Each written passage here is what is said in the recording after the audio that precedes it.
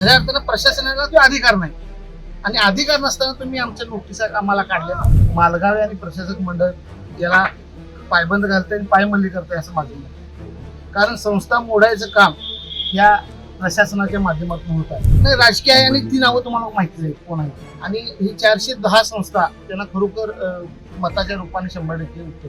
आपल्या 2023, 24 आणि 25, 26 या वर्षामध्ये जवळजवळ 20 ते 30 लाख लिटर दिवसाला प्रतिदिन दूध पुरवठा गोकुळ दूध संघाला 410 संस्थांच्या माध्यमातून आम्ही करतो. खऱ्या अर्थानं या दूध संघाला 20 लाख लिटर दूध संकलन जे करायचं उद्दिष्ट होतं ते आमच्या 410 संस्थांच्या माध्यमातून रोज आमच्या खाली जाणार. असं असताना खऱ्या अर्थानं या संस्था टिकल्या पाहिजे. आज कलम 97 मी इथं संविधानाचे आलो की कलम 97च्या माध्यमातून एखादी संस्था उभा करायची आणि त्याला खेडोपाडी जाऊन सहकारी संस्थांचं जाळं उभा करायचं हे डॉक्टर बाबासाहेब आंबेडकरांचं संविधान आहे.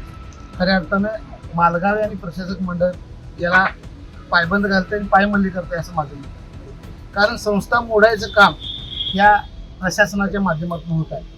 खऱ्या अर्थानं परवा कोर्टाचा सुद्धा हे झाला की या ज्या संस्था आहेत त्या संस्थांची जी तपासणी आहे ही कायदेशीररित्या आणि निसर्ग मूल्यांना तत्वांना बाळगून ही झाली पाहिजे असेच कोर्टाचं मत आहे.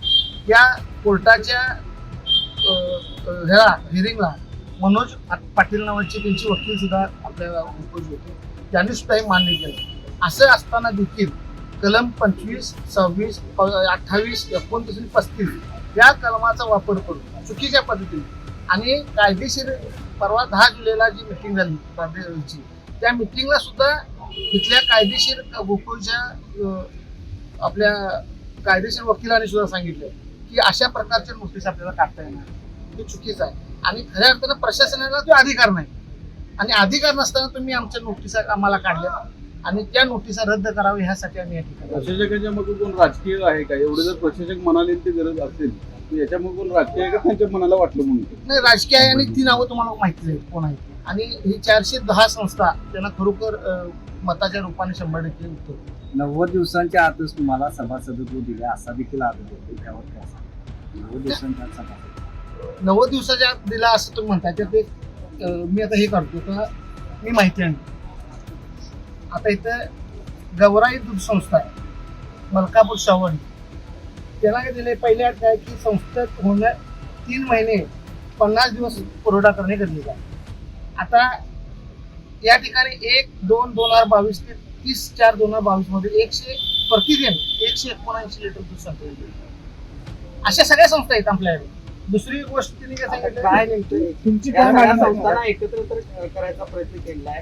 आता निवेदन देखील झालं. काय नेमकी पुढची भूमिका असणार आहे? पुढचे आमचं मत आहे का की हा राजकीय हेतूने आणि प्रेशरने हा सगळा हे चाललाय. खऱ्या अर्थानं त्या संस्था मतदानाला पात्र आहेत. आम्ही 100% कारण आमच्या इथं दूध आहे आणि जर पात्र असतील मतदानापासून आम्हाला हे बाजूला करण्याचं हे षडयंत्र आहे आणि खऱ्या अर्थाने ह्या नोटिसा रद्द कराव्यात हीच आमची मागणी. कागदोपत्री या दूध संस्थांचं दूध दिसतं सगळं 100%.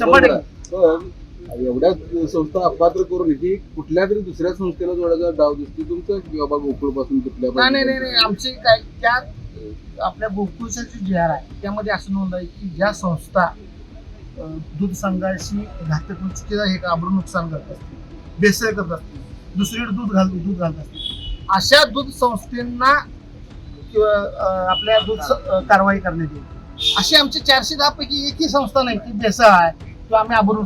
उलट जिनी माहिती दिली किंवा माहिती इथं मागवण्याचा अर्ज केला आहे महादेव दूध संस्था वडेक्षवाले त्यांच्यावर त्यांचा आपला हे गुन्हा दाखल आहे. तिने आबरू नुकसानीच्या गोकुळच्या संदर्भात दिली त्यांचा करायला पाहिजे हे त्यांचा म्हणजे सभासद रद्द करावेत. आमच्या 410 संस्थेचं करायची काय गरज नाही. ह्या संस्था तुटू देत गोकुळ पासून दुसऱ्याकडे जाऊ देत असा बरोबर. हा अमोलचा पाठिंबा अमोल वाढावा अशी यांची भूमिका आहे 100%. आम्ही गोकुळचा सभासद आहे. आम्ही गोकुळ टिकावं कोल्हापूर जिल्ह्यात गोकुळ वाढावं ही आमची भूमिका करायची.